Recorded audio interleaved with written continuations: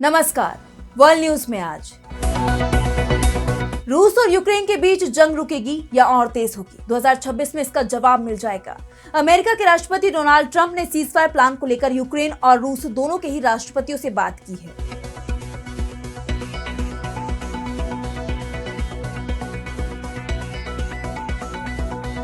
Ceasefire को लेकर Trump और जेलेंस्की के बीच फ्लोरिडा के मारे लागो में बैठक हुई। बैठक के बाद ट्रंप ने कहा कि रूस और यूक्रेन दोनों ही शांति चाहते हैं, लेकिन शांति कब आएगी ये नहीं बता सकते। हम करीब 90% मुद्दों को सुलझाने के करीब पहुंच गए हैं।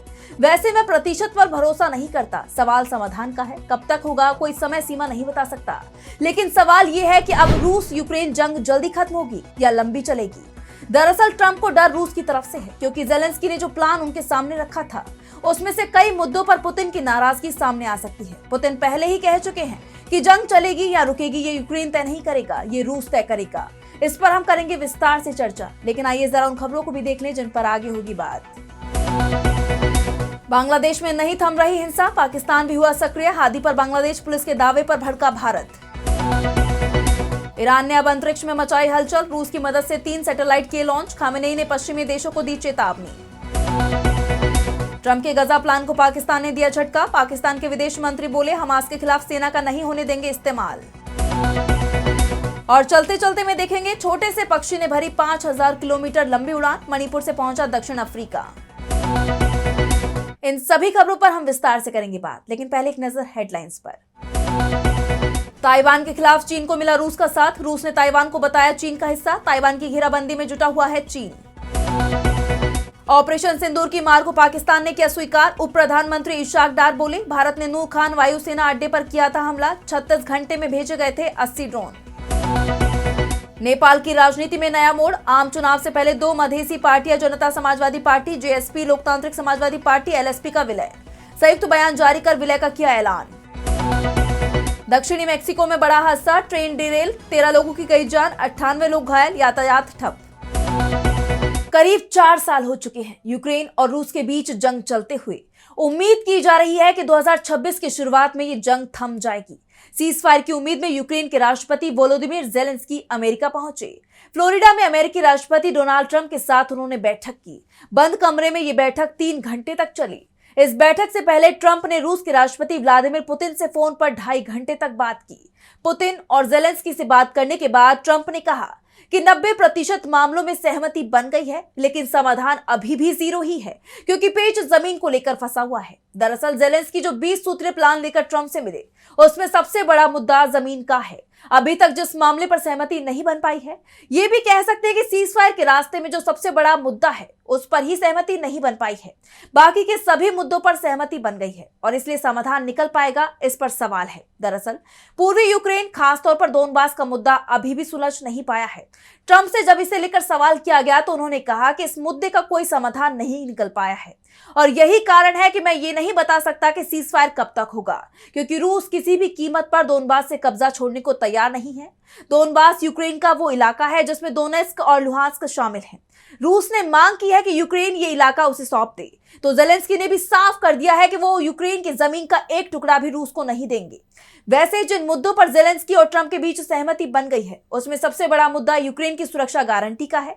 इसे लेकर जेलेंस्की ने कहा, 20 पॉइंट शांति योजना पर करीब 90% तक सहमति बन चुकी है। कीव के लिए सबसे जरूरी सुरक्षा गारंटी की मांग थी, जिस पर लगभग सहमति बन गई है। जनवरी में वॉशिंगटन में आगे की बातचीत की मेजबानी खुद राष्ट्रपति ट्रंप करेंगे। शांति योजना पर यूक्रेन और यूरोप के प्रतिनिधि मंडल के बीच तकनीकी काम आगे भी जारी रहेगा।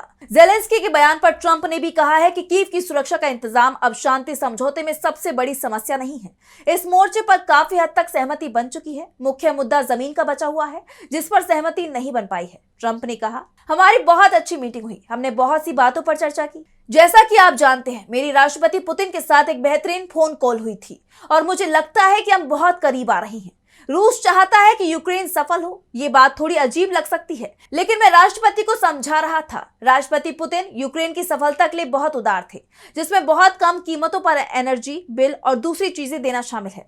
तो आज उस कॉल से बहुत अच्छी बातें सामने आई। पुतिन के साथ एक और कॉल की उम्मीद है। ट्रंप ने ये नहीं बताया कि जेलेंस्की के जिस प्लान पर सहमति बनी है उसे रूस को कब भेजा जाएगा और भेजा भी जाएगा या नहीं।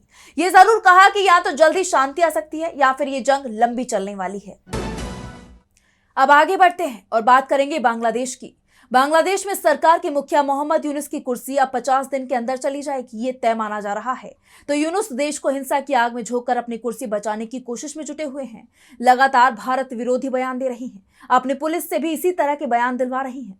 हाल ही में शेख हसीना के खिलाफ आंदोलन का प्रमुख चेहरा इनकलाब मंच के नेता उस्मान हादी की जान ले ली गई। जिन लोगों पर आरोप लगे 2 सप्ताह से आरोपी फरार हैं। बांग्लादेश पुलिस खाली हाथ है। इसे लेकर बांग्लादेश के गृह मंत्री का इस्तीफा हो चुका है। अब अपनी असफलता को छिपाने के लिए ढाका मेट्रोपॉलिटन पुलिस ने दावा कर दिया है कि हादी की जान लेने वाले 2 आरोपी भारत भाग गए हैं। इन लोगों ने स्थानीय सहयोगियों की मदद से मेघालय के गारो हिल्स क्षेत्र से भारत में एंट्री ली है। जिन 2 लोगों ने आरोपियों की मदद की, उन्हें भारतीय एजेंसियों ने हिरासत में ले लिया है। ढाका पुलिस के दावे का भारत की तरफ से कड़ा जवाब दिया गया है और बताया गया है कि बांग्लादेश पुलिस झूठी कहानियां बना रही है। मेघालय में बीएसएफ के महानिरीक्षक ओपी उपाध्याय ने कहा कि बांग्लादेश पुलिस के दावे पूरी तरह बेबुनियाद है। हलुआघाट सेक्टर से किसी भी व्यक्ति के अंतर्राष्ट्रीय सीमा पार कर मेघालय में प्रवेश करने का कोई सबूत नहीं है। मेघालय पुलिस ने भी इस दावे को खारिज कर दिया है। राज्य पुलिस की तरफ से कहा गया है कि गारो हिल्स में संदिग्धों की मौजूदगी की पुष्टि करने वाली कोई भी खुफिया सूचना मौजूद नहीं है। हमने किसी भी संदिग्ध को हिरासत में नहीं लिया है। बांग्लादेश में जिस तरह की अस्थिरता दिखाई दे रही है, उसके बाद बॉर्डर पर सुरक्षा पहले ही सख्त कर दी गई है। अगर कोई अवैध रूप से घुसेगा तो तुरंत एक्शन लिया जाएगा। अब सवाल उठ रहे हैं कि बिना सबूत ढाका पुलिस इस तरह के बयान क्या सरकार के दबाव में दे रही है, जो यूनुस के खिलाफ तेज होते प्रदर्शनों के चलते दबाव में है। इस बीच बांग्लादेश में भारत विरोधी आंदोलन लगातार चल रही है। यूनुस ने इन लोगों को खुली छूट दे दी है। इनकलाब मंच की तरफ से यूनुस को 24 दिन का अल्टीमेटम देते हुए मांग की गई है कि बांग्लादेश में किसी भी भारतीय को नौकरी पर नहीं रखा जाए, किसी भारतीय को बांग्लादेश आने का वीजा नहीं दिया जाए, सभी भारतीयों का वर्क परमिट रद्द किया जाए। अगर भारत शेख हसीना को प्रत्यर्पित नहीं करता है तो भारत के खिलाफ अंतर्राष्ट्रीय न्यायालय में मामला दायर करना चाहिए। इस बीच पाकिस्तान भी बांग्लादेश में सक्रिय हो गया है। पाकिस्तान के हाई कमिश्नर इमरान हैदर ने मोहम्मद यूनुस से मुलाकात की है। पाकिस्तान की तरफ से कहा गया है कि ये मुलाकात आपसी रिश्तों को बेहतर बनाने के लिए की गई है, लेकिन जिस तरह से पाकिस्तान की सक्रियता दिखाई दे रही है, वो भारत के लिए किसी बड़े खतरे का संकेत मानी जा रही है। अब आगे बढ़ते हैं और बात करेंगे ईरान की। ईरान के राष्ट्रपति का एक दिन पहले बयान सामने आया था। मसूद पेजेश्कियान ने कहा था कि ईरान इस वक्त अमेरिका और इजराइल के अलावा पश्चिमी देशों से भी जंग लड़ रहा है। जंग जारी है, ये रुकी नहीं, सिर्फ रूप बदला है। हम हर मोर्चे पर इसका जवाब दे रहे हैं। इसमें ईरान को रूस और चीन की तरफ से खुली मदद मिल रही है और जंग में ईरान को अब रूस की तरफ से एक और बड़ी मदद मिली है। रूस के सोयूज रॉकेट से 3 ईरानी उपग्रह अंतरिक्ष में भेजे गए। ये उपग्रह पाया, जफर 2 और कौसर हैं। ईरान की तरफ से कहा गया है कि ये उपग्रह कृषि, प्राकृतिक संस्थानों और पर्यावरण की निगरानी में मदद करने के उद्देश्य से भेजे गए हैं। लेकिन ना तो अमेरिका और ना ही इजराइल को ईरान के इस दावे पर भरोसा दिखाई दे रहा है। वो इसे निगरानी यानी जासूसी उपग्रह बता रहे हैं। इस बीच इजराइल के पीएम बेंयामिन नेतन्याहू अमेरिका पहुंच गए हैं। उनकी कुछ देर बाद अमेरिका के राष्ट्रपति डोनाल्ड ट्रंप से मुलाकात होनी है, जिसमें ईरान पर हमले को लेकर बातचीत होगी। नेतन्याहू ट्रंप को ईरान पर हमला करने के लिए मनाने की कोशिश कर रहे हैं, क्योंकि ईरान की बढ़ती ताकत ने इजराइल की नींद उड़ा रखी है। तो वहीं ईरान पहले ही साफ कर चुका है कि इस बार हमला हुआ तो उसका इतना तगड़ा जवाब दिया जाएगा कि अमेरिका भी याद रखेगा। इजराइल का तो नामो निशान तक मिट जाएगा। अमेरिका और इजराइल के साथ ईरान के टकराव को लेकर ईरान के सर्वोच्च नेता अयातुल्लाह अली खामेनी का भी बयान सामने आया है। उनका कहना है कि ईरान के प्रति पश्चिमी देशों की शत्रुता का कारण हमारा परमाणु कार्यक्रम नहीं है, बल्कि पश्चिमी प्रभुत्व वाली वैश्विक व्यवस्था को ईरान की तरफ से जो चुनौती दी जा रही है, उससे पश्चिमी देश नाराज हैं। ईरान के परमाणु कार्यक्रम को तो सिर्फ बहाना बनाया जा रहा है। मुख्य विवाद वैचारिक है। ईरान पर अमेरिका और उसके सहयोगियों ने हमला भी किया, लेकिन ईरान के युवाओं ने इसे विफल कर दिया। खामेनी ने साफ कह दिया कि ईरान झुकेगा नहीं, बल्कि पलटवार करेगा। इस बीच ये भी खबर सामने आ रही है कि ईरान से जुड़े एक्टिविस्ट ग्रुप हंडाला हैकिंग टीम की तरफ से भी बड़ा दावा किया जा रहा है। उसकी तरफ से कहा गया है कि उसने इजरायली पीएम बेंयामिन नेतन्याहू के करीबी शीर्ष सहयोगी जाची ब्रेवरमैन का फोन हैक कर कई डिटेल्स लीक कर दिए।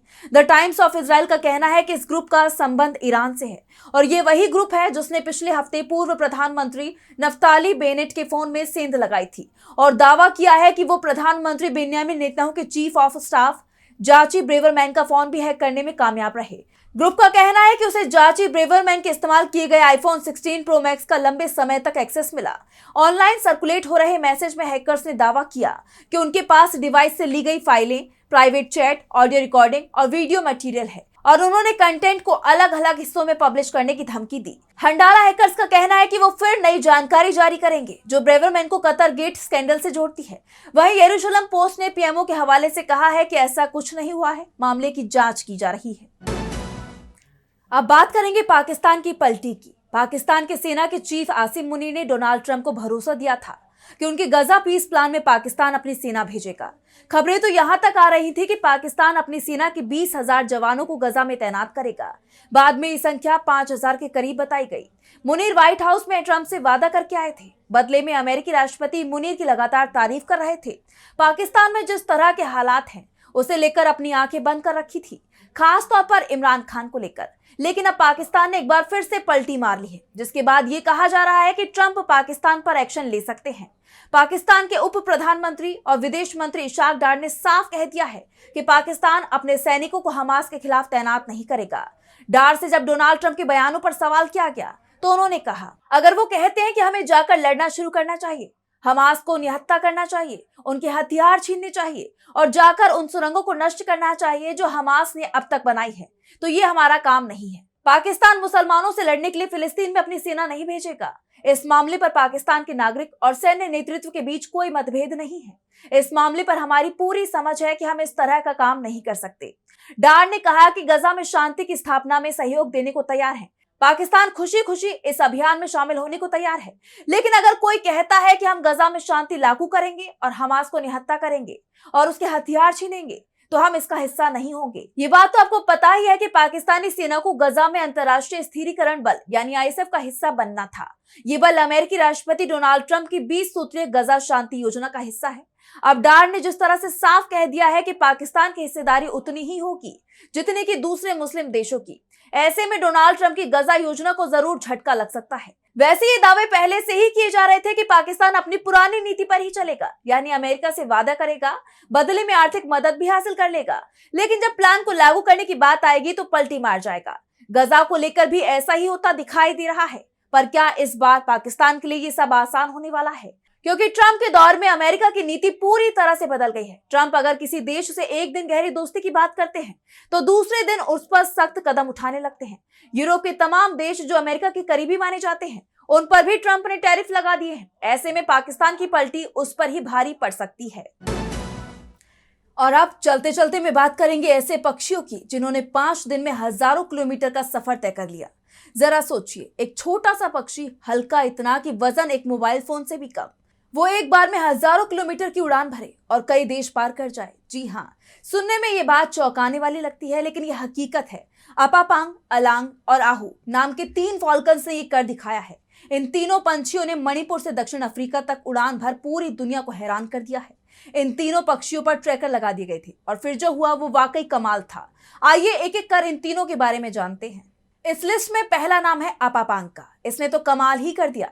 नवंबर में सिर्फ 6 दिनों में 6,100 किलोमीटर की नॉन स्टॉप उड़ान भरी, अरब सागर को पार करते हुए सीधे केन्या में जाकर लैंड किया। इस लिस्ट में दूसरा नाम है अलांग का। ये ग्रुप में सबसे छोटी है, लेकिन इसने करीब 5,600 किलोमीटर का सफर तय किया। बीच में कुछ पल तेलंगाना और महाराष्ट्र में रुकी, लेकिन फिर आगे बढ़ गई। वहीं अब इस लिस्ट में आखिरी नाम है आहू का। इसने बांग्लादेश में थोड़ा आराम किया और फिर 5,100 किलोमीटर का रास्ता नापते हुए सोमालिया पहुंच गई। भारतीय वन सेवा के अधिकारी सुप्रिया साहू और वैज्ञानिक डॉक्टर सुरेश कुमार इन पक्षियों की पल पल की लोकेशन ट्रैक कर रहे थे। अब ये फॉल्कन बोत्सवाना के ओकावांगो डेल्टा जैसी खूबसूरत जगहों पर अपनी सर्दियां बिताएंगे। फॉल्कन्स की ये उड़ान हमें बताती है कि अगर हौसले बड़े हों तो समंदर भी छोटे पड़ जाते हैं। तो फिलहाल वर्ल्ड न्यूज में बस इतना ही। देश और दुनिया की तमाम बड़ी खबरों के लिए देखते रहिए टीवी लाइव। नमस्कार।